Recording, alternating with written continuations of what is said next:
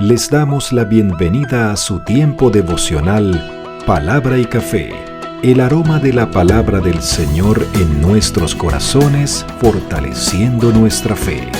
Con el pastor Richard Rodríguez.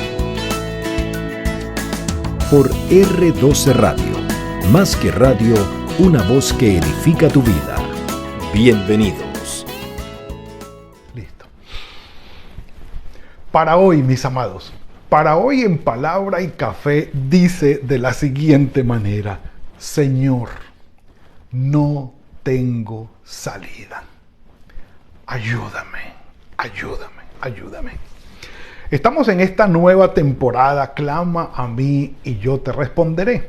Estamos revisando las oraciones de toda la Biblia, yendo en el orden cronológico de los libros y también guardando un poco la línea histórica, tanto de Israel en el Antiguo Testamento, como lo será, por supuesto, de nuestro Señor Jesucristo y la Iglesia en el Nuevo Testamento.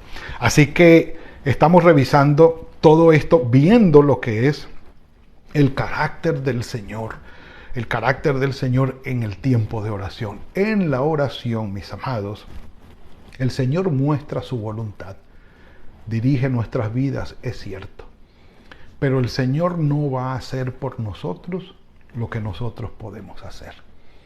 Así que la oración me invita a mí a pedir del Señor lo que necesito de Él, pero también debo ser consciente de mi responsabilidad, de lo que yo debo hacer, la diligencia que debo tener, el trabajo que debo hacer, lo que sí está a mi alcance para hacer. Ahora, si me hace falta sabiduría, fuerza u oportunidad para yo hacer lo que debo hacer, eso sí se lo puedo pedir al Señor. Pero pedirle al Señor que me conceda o que haga de una manera milagrosa lo que yo puedo hacer o lo que yo debo hacer, no. Estemos conscientes de eso. Nuestro trabajo, nuestra responsabilidad, lo que está al alcance de nuestras manos para hacer, hagámoslo y hagámoslo pronto. Lo que está fuera de nuestro alcance, lo que es inalcanzable para nosotros o el Señor es el único que lo puede hacer, eso pidámoselo a Él. Eso sí, eso sí. Pero el resto estemos conscientes de esa parte. Eso como un apunte técnico dentro de lo que es la oración como tal. Y vamos a ubicarnos entonces en el segundo libro de Crónicas. Ya pasamos las oraciones del primer libro de Crónicas. Vamos al segundo libro de Crónicas. Y recuerden que el cronista escribe o reescribe la historia tanto de Israel como de Judá, para hacer una revisión teológica, pero también moral y muy práctica en cuanto a la responsabilidad de todo Israel, hablando de las 10 tribus del norte y de Judá, de las 2 tribus del sur, en cuanto a lo que fue el aporte que ellos hicieron en la desobediencia al Señor para que se dieran los castigos que recibió cada uno. Israel en su dispersión por el imperio asirio y Judá en la deportación a Babilonia. Así que el cronista revisa la historia para saber qué fue lo que pasó, qué fue lo que hicimos mal y dónde tenemos que corregir. Por eso ustedes en los libros de Crónicas van a encontrar que se repiten muchas historias, es más, genealogías que se retoman desde Génesis para saber los orígenes de todo el pueblo de Israel. Pero aquí, en el capítulo 13 del segundo libro de Crónicas, tenemos al rey Abías, rey de Judá. Es decir, viene a ser prácticamente el segundo rey de Judá. Porque el primer rey de Israel, cuando el pueblo se dividió, recuerden que después de Salomón el reino se divide en dos, las 10 tribus del norte y las 2 tribus del sur. Bueno, Jeroboam primero estaba gobernando allí en el norte, en las 10 tribus de Israel, y las 2 tribus de Judá estaban en el sur, en Jerusalén, pues habían problemas. Y nacieron con problemas. Esa división, por supuesto, trajo dificultades muy grandes al punto de tener guerra entre ellos mismos. Las 10 tribus del norte designadas como Israel y las 2 tribus del sur designadas como Judá. Allí habían enfrentamientos. Y dice el capítulo 13 de Crónicas que a los 18 años del rey Jeroboam, es decir, el que estaba reinando en el norte, que indujo de una manera descarada, sin ninguna vergüenza, indujo a Israel, a las 10 tribus, a la idolatría. Becerros de oro, y les decía, estos son los dioses de ustedes. Aquí ustedes pueden adorarlo. No necesitan ir a Jerusalén, no necesitamos el templo. Es más, ellos entraron en guerra y el asunto era terrible porque Judá tenía 400.000 hombres de guerra, Judá era más pequeña, e Israel tenía 800.000, es decir, los doblaba por completo. Pero Abías le mandó a decir a Jeroboam, mira, tú debes reconocer que estás equivocado. Estás equivocado. Has inducido al pueblo a la idolatría. Y no solamente te conformaste con hacer unos becerros de oro para decirle a Israel, estos son tus dioses, sino que además le dice Abías a Jeroboam, hiciste o creaste un sacerdocio falso. Cualquiera puede llegar a ser sacerdote. Y él le dice a Abías, el rey de Judá, a Jeroboam, el rey de Israel, nosotros venimos de la descendencia de David, porque el Señor le hizo una promesa, un pacto a David, nuestro padre, que siempre iba a haber alguien de la dinastía de él en el trono. Además, los sacerdotes nuestros son levitas. Vienen de Aarón, el sacerdote, que fue impuesto y preparado por el Señor y puesto allí por el Señor. Así que nosotros tenemos en verdad tanto el sacerdocio y el lugar de adoración propuesto por nuestro Señor y la dinastía de David. Así que recapacita. A Jeroboam no le importó absolutamente nada. Dice, pero en cuanto al versículo 10, dice, pero en cuanto a nosotros, el Señor es nuestro Dios y no lo hemos dejado. Abías le dice a Jeroboam, ustedes han caído en la idolatría y no está bien esto. Además de eso, han instaurado un sacerdocio falso y eso no está bien, no está bien.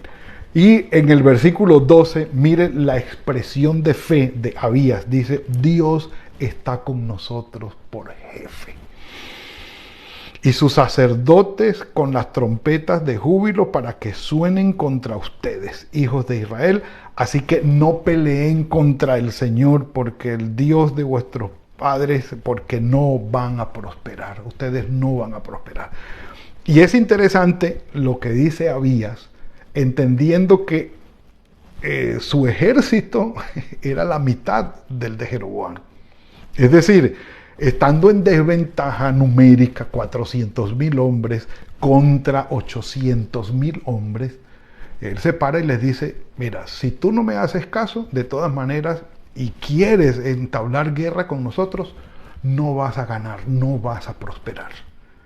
Porque lo que ustedes están haciendo delante del Señor con la idolatría y el sacerdocio falso, no es agradable al Señor.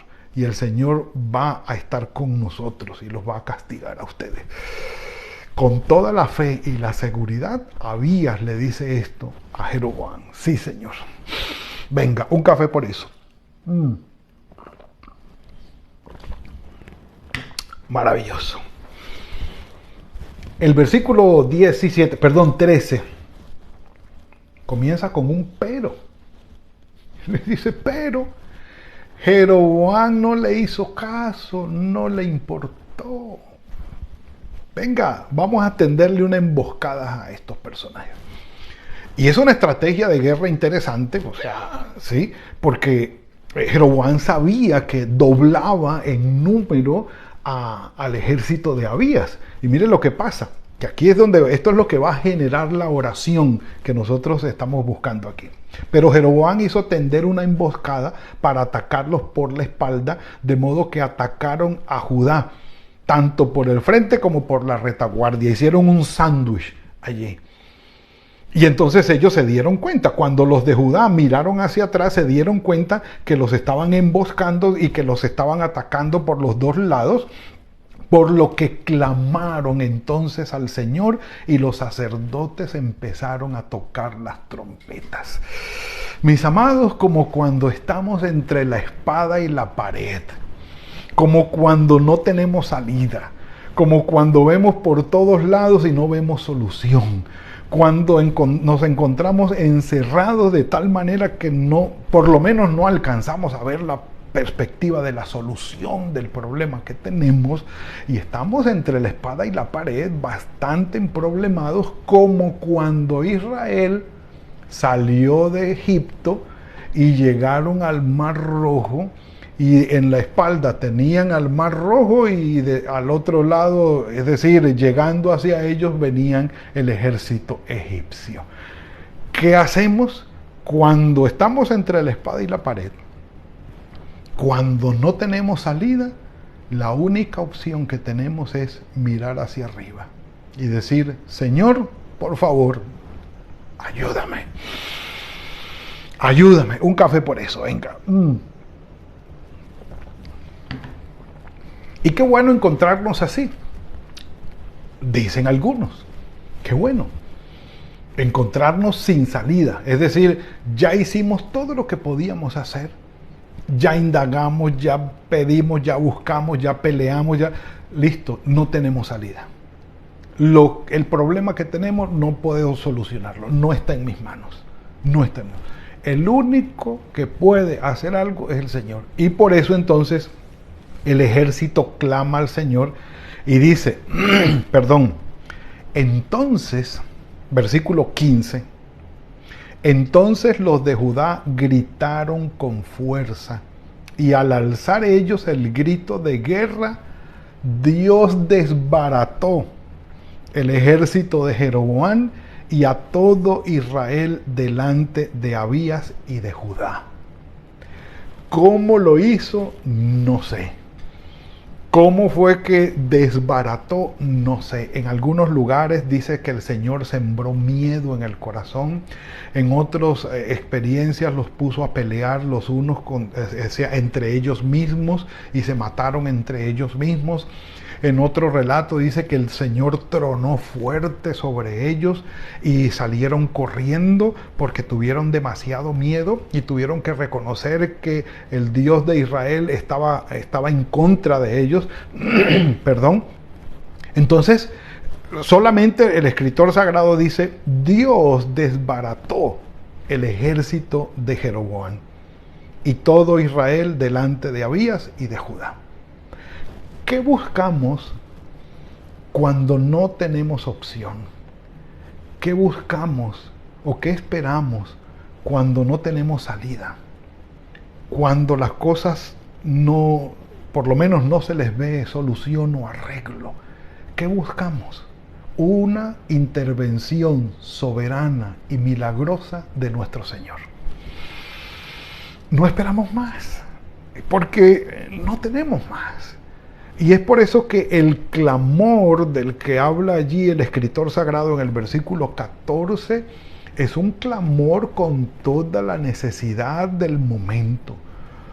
Padre, ayúdame porque no tengo salida. No hay dinero, no hay trabajo, no hay oportunidad, no hay ofertas de trabajo, no hay provisión. Señor, estoy desesperado, desesperada, estoy angustiado, no sé qué hacer. No tengo salida, no veo las opciones. O muéstrame el camino, o haz tu obra milagrosa sobre mi vida. Y que el Señor tenga misericordia. Un café por eso. Maravilloso. Dios desbarató al ejército de Jeroboam, huyeron los hijos de Israel delante de Judá y Dios los entregó en sus manos. Y bueno, como todo evento de guerra, estamos hablando, no sé, de unos 9 siglos o 8 siglos antes de Cristo en esta época, bastante, sí, por ahí unos 9 siglos antes de Cristo. Estamos hablando de una guerra y bueno, aquí venimos fue a pelear. Y así como el Señor desbarató el ejército de Jeroboam, entonces el ejército de Abías de Judá vino y los exterminó. Pelea es pelea. Y dice el versículo 5, el versículo 18, así fueron humillados los hijos de Israel en aquel tiempo, mientras los hijos de Judá, siendo menos en número, prevalecían porque se apoyaban en el Señor. Porque se apoyaban en el Señor, el Dios de sus padres. Y aquí quiero hacer el énfasis, mis amados, apoyarnos en el Señor. El ciego Bartimeo, que estaba en el camino, a la orilla del camino, hacia Jericó, escuchó que Jesús venía. Y él no tenía salida. No tenía seguro médico, no tenía un hospital, una clínica oftalmológica donde ir a tener algún tipo de tratamiento. No tenía opción. ¿Qué le tocó? Clamar al Señor. Y por eso vemos al ciego Bartimeo en el ministerio del Señor Jesucristo, gritándole, Jesús, hijo de David, ten misericordia de mí. Intentaban callarlo, pero él más gritaba. Le decían que no y él decía que sí. Y llamaba y clamaba, hasta que llamó la atención del Señor. Se acercó y le dijo, ¿qué quieres que te haga? Dame la vista. Hermanos, mis amados, hay circunstancias en las que ustedes y yo sabemos que estamos tan encerrados por lo que está sucediendo que no tenemos opción. No tenemos oportunidad. Uno pregunta, bueno, Señor, ¿qué puedo hacer? Dímelo y yo lo hago. O que pueda yo darme cuenta que es algo que yo puedo hacer o tengo que hacer y yo lo hago. Pero no lo hay. No depende de lo que nosotros podamos hacer. Ya sabemos que depende solamente del Señor. El apoyarnos en Él es un término excelente. Es como encontrar el sustento, el apalancamiento, como ese sustento que solamente viene del Señor y uno puede descansar en Él y Él nos lleva y Él nos saca adelante, Él nos empuja y nos pone en el lugar de la solución. Pero ya nosotros sabemos que no depende de nosotros. Cuando el escritor sagrado dice aquí, los hijos de Israel, es decir, los de Jeroboam, los que eran más, fueron humillados, pero los hijos de Judá prevalecían. ¿Por qué? El escritor sagrado da una hermosa razón. Porque se apoyaban en el Señor. Y esto no es otra cosa, según las otras traducciones, que confiar en el Señor. No tenemos otra. Padre, espero en ti, confío en ti. Si tú no intervienes, aquí no va a haber solución. Ayúdame, ten misericordia. Eres el único que puede aportar algo aquí. Yo espero en ti, yo confío en ti. Y allí es donde toma validez la oración. Cuando no hay opción y cuando en verdad necesitamos de la intervención del Señor en nuestras vidas. Mis amados, no nos rindamos. No nos rindamos. Ante una circunstancia como la del ejército de Abías con el ejército de Jeroboam, totalmente en desventaja, no nos rindamos. Confiemos en el Señor. La esperanza en Él no la perdamos. Aunque todo lo demás esté perdido, aunque no veamos solución, aunque no encontremos una opción, confiemos siempre en el Señor. El Señor Jesucristo dijo, venid a mí todos los que estáis trabajados y cargados, que yo los haré descansar. Además dijo, pidan y se les dará, busquen, van a encontrar, llamen que se les abrirá. Todo aquel que pide recibe, el que busca encuentra, el que llama se les abre.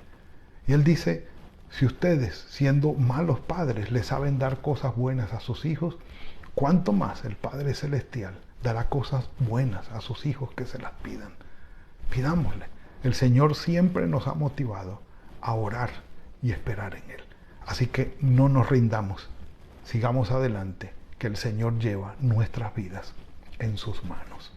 Padre nuestro, encomendamos delante de ti, Señor, nuestras vidas en este momento. Si hay alguno de nosotros que está aquí conectado, que está recibiendo esta palabra y está en medio de circunstancias difíciles en las que no ve salida y no tiene salida, Señor, te rogamos que tengas misericordia y que poderosa y milagrosamente traigas una solución, intervengas para bendición. Padre, te rogamos esto, Señor, porque sabes que a veces enfrentamos circunstancias que no podemos resolver. Y son muchas de ellas, y a veces muy pesadas, Señor. Por eso rogamos tu intervención, Padre Santo. Si hay alguno de los que está aquí conectado, que está orando a ti por una circunstancia difícil, que no puede resolver, que no tiene salida, te rogamos, Señor, por un milagro. Te rogamos, Señor, por una intervención sobrenatural, poderosa, en misericordia y en gracia, Señor, porque no podemos ganarlo ni merecerlo, pero tú puedes otorgarlo. Ten misericordia, Padre, y actúa, te lo suplicamos. Encomendamos nuestras vidas en tus manos y el resto del día también, en el nombre de tu Hijo Jesucristo. Amén y amén. Bueno, mis amados, ha sido la entrega de hoy. Tenemos mucho por ver, pero bueno, bendito sea el Señor por el alimento que hemos recibido hoy. Que el Señor conceda las peticiones del corazón y obre milagrosamente en sus vidas. Que el Señor los guarde el resto del día y nos veremos mañana, si el Señor lo permite, en otra entrega de Palabra y Café. Que el Señor los guarde. Gracias por compartir con nosotros este espacio de Palabra y Café. Hasta una próxima oportunidad por R12 Radio. Más que radio, una voz que edifica tu vida. Que Dios les bendiga.